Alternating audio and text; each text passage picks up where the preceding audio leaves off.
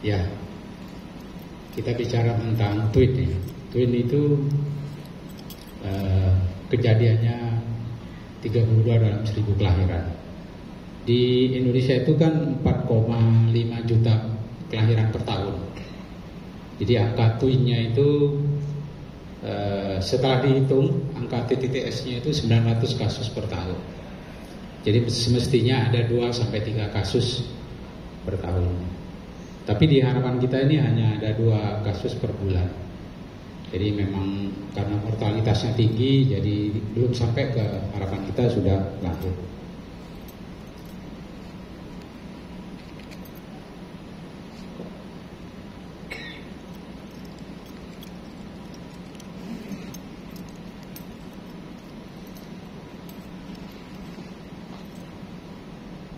Kok macet?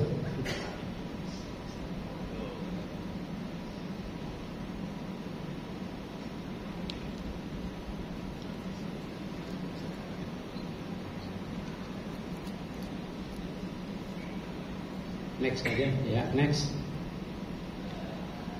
Dari laptop bisa? Next aja.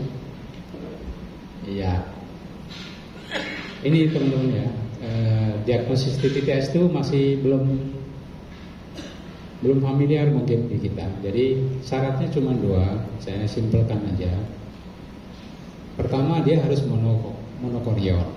Monokorion itu ditandai oleh adanya T-sign. USG ini harus dikerjakan sebelum 14 minggu untuk melihat T-sign. Kemudian syarat yang kedua adalah ada poli dan oligo. Kalau misalnya poli dan poli, TTTS enggak. Atau normo oligo TTTS enggak. Atau oligo TTTS enggak.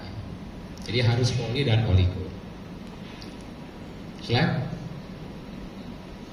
Ya. Begitu kita dapat itu TTTS, kita staging ya. Staging ini menurut Quintero ini ada 5. Kalau hanya perbedaan ketuban poli dan oligo itu stage 1. Stage 2 itu kalau sudah ada gangguan, sudah didapatkan absen bladder pada yang donor. Dan bila didapatkan abnormal Doppler itu sudah kita katakan stage 3. 4 apabila sudah terjadi hidrop, dan 5 apabila salah satu janin yang meninggal. Bisa donor, bisa resipien. Next.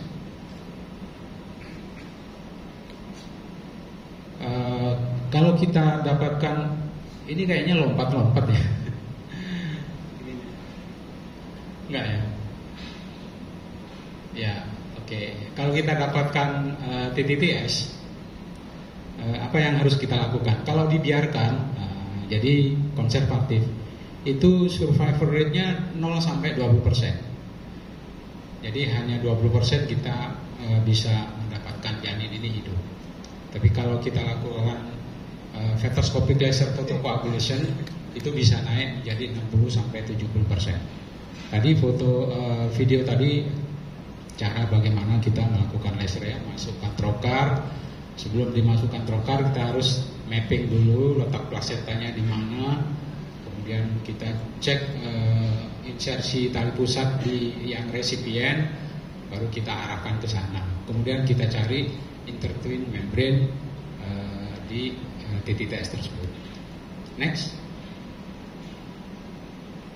Lagi, ya, nyalakan, ya. Ini intertwin membrane antara yang donor dengan yang resipien.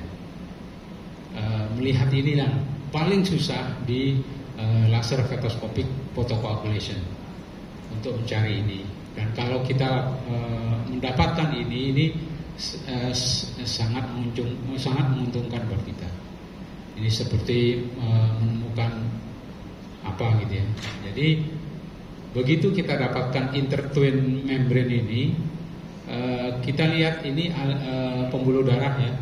Bisa arteri, bisa vena, bisa arteriovena. Ini kita lakukan laser. Ini teknik Solomon namanya. Jadi sepanjang intertwin membrane inilah yang kita laser. karena teknik ini paling banyak yang berhasil, lebih banyak yang berhasil dibanding selektif. Nah, ini kita lakukan laser. Ini pasien ini sudah Quintero 4, jadi yang resipien sudah terjadi hidrop.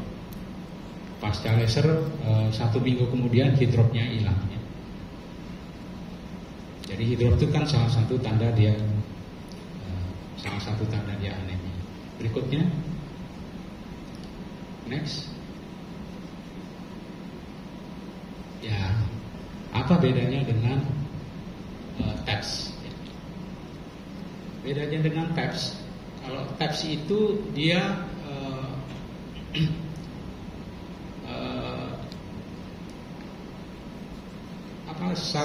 janin satu itu anemi, yang satu polisitemia. Bisa terjadi secara spontan, bisa juga terjadi pasca fetoskopik laser photocoagulation. Jadi habis dilakukan laser, pembuluh darah yang kita fotokoagulasi itu tidak komplit.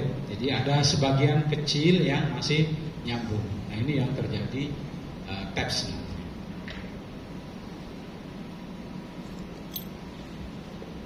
Ya, ini contoh janin yang kemarin kami lahirkan. Ini pasca laser terjadi TAPS, tapi terjadi TAPS-nya itu sudah di 33 minggu. Jadi tidak dilakukan transfusi intrauterin, tapi dilahirkan.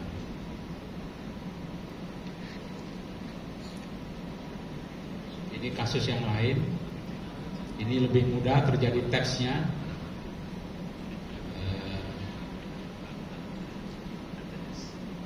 Nah, ini patofisiologinya TAPS. Kalau TTTS itu sambungannya ini besar, sedangkan pada TAPS sambungannya itu kecil. Jadi pasca laser fetoskopik ini yang besar-besar sudah berhasil, tapi yang kecil kita nggak bisa dapatkan sehingga terjadi TAPS.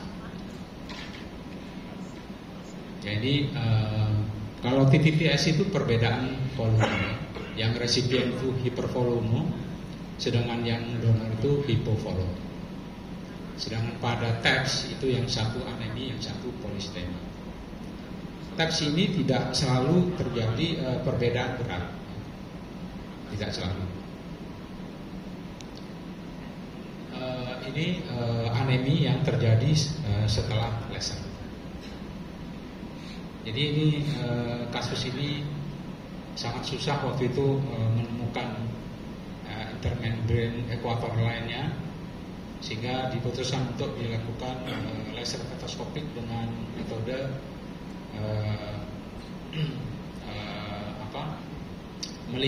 hanya melihat aja anastomosis yang ada antara donor dan resipien.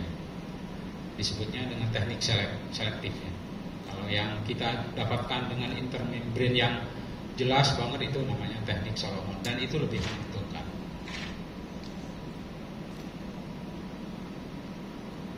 Ini sudah dijelaskan oleh Dr. Wiku ya, cara memeriksa fetal anemi. Jangan lupa angle-nya ini angle correction-nya 0% ya. Karena ada sejawat yang ngirim ke saya, ini loh anemi. Oke, kita PSP-nya ini tinggi. Begitu saya koordinasi tesis, ternyata HB-nya normal 13,5 ya. Ternyata dicek ulang, mungkin harus belajar ke Dr. Wiku cara meriksa ini ya, MJ, PSP FCM ini angle correction-nya kurang tepat. Ini sudah dibahas. Ya, ini kalau terjadi TAPS, ini stage. Jadi kita pakai yang delta. Kalau deltanya lebih dari 0,5 mol, itu stage 1. Apabila deltanya lebih dari 0,7 disebut stage 2. Ini makin berat. Mirip-mirip sebenarnya dengan Quintero ya. Manajemennya tergantung kondisi. Kalau dia sudah 32, 33 itu konservatif, bahkan dilahirkan. Tetapi kalau masih muda di 24 minggu nggak bisa kita lahirkan, nggak hidup bayinya. terpaksa kita lakukan transfusi ya. Transfusi intrauterin. Ini teknik transfusi intrauterin. Barangkali sejawat sudah dapetin, boleh dibawa nanti. Minta tolong ya. Oh, sorry.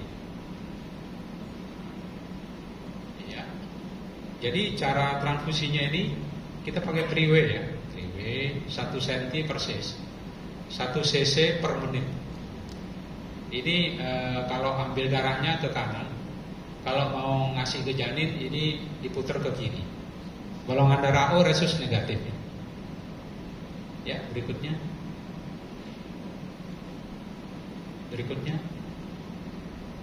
Oh ya. Ini tolong diputar. Saya ingin menunjukkan ini. Sebelumnya. Ujung jarumnya itu video. Ya, ini video nih. Ya. Diklik ya. Bisa diklik. Ya, ini ujung jarumnya. Ini pakai jarum amnion ya. Karena jarum amnion itu ada ekotipnya di ujungnya. Bisa dimainkan videonya.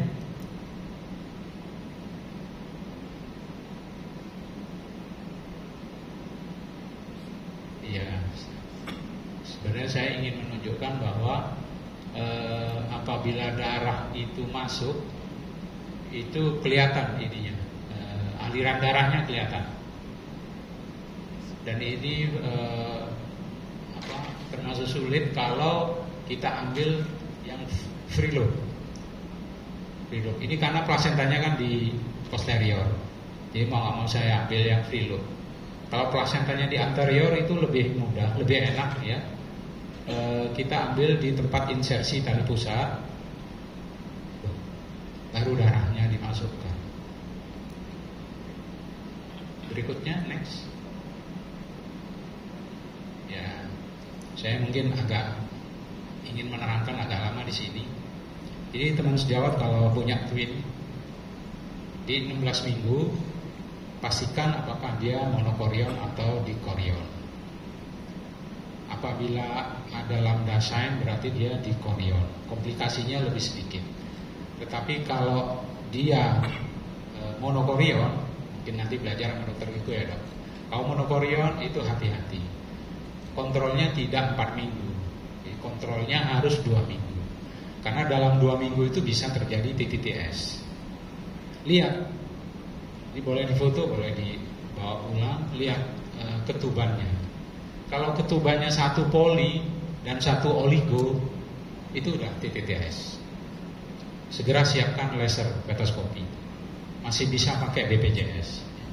Jadi nggak usah takut. Kalau BPJS mungkin hanya beli alat lasernya aja. Itu harganya 8 juta, itu aja. Tapi kalau mau bayar pribadi itu agak mahal. Tapi semua boleh pakai BPJS. Oke, itu kalau ada poli dan oligo. Monokorion tetapi tidak poli dan tidak oligo berarti tidak ini ya, tidak TTTS ke bawah. Ke bawah cek beratnya. Kalau beratnya yang diskordannya lebih dari 25%, itu namanya selective IGR. Selective IGR nanti akan dibagi lagi menjadi 3 ya, tipe 1, 2, 3. Ini di laser enggak di laser ya. Jadi enggak usah dibawa ke Surabaya, udah ada ya sekarang ya dok, Dokter Rena ya. Kalau daerah timur bisa dibawa ke Surabaya yang TTTS ya. Tapi kalau selective IGR enggak usah di laser, kecuali mau di fetal reduction. Tapi janganlah, saya nggak pernah melakukan fetal reduction ya. Yang melakukan laser fetoskopi hanya kipros. Itu pun pada yang tipe 3. Tapi yang lain enggak. Jadi ini lebih bersifat konservatif. Tetapi misalnya tidak ada diskordan ya, beratnya sama, tidak ada poli dan oligohidramnion, ya ke bawah lagi, cek seperti yang dianjurkan oleh Dr. Wiku, cek PSP-MCA-nya.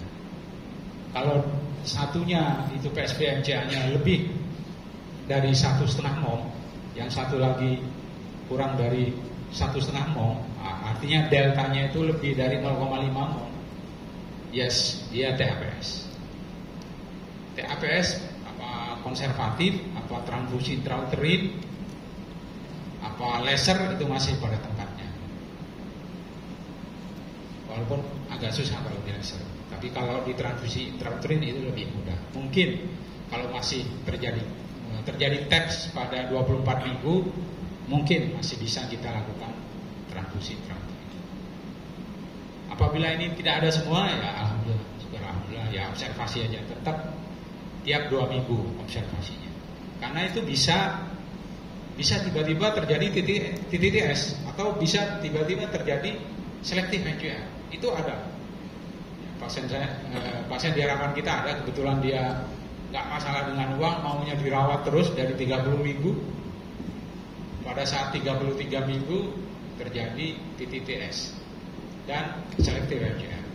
Saat itu sudah tidak ada tempatnya lagi untuk dilakukan treatmentnya, karena lebih banyak risikonya dibanding untungnya, dan itu dilahirkan. Saya rasa itulah presentasi sore ini.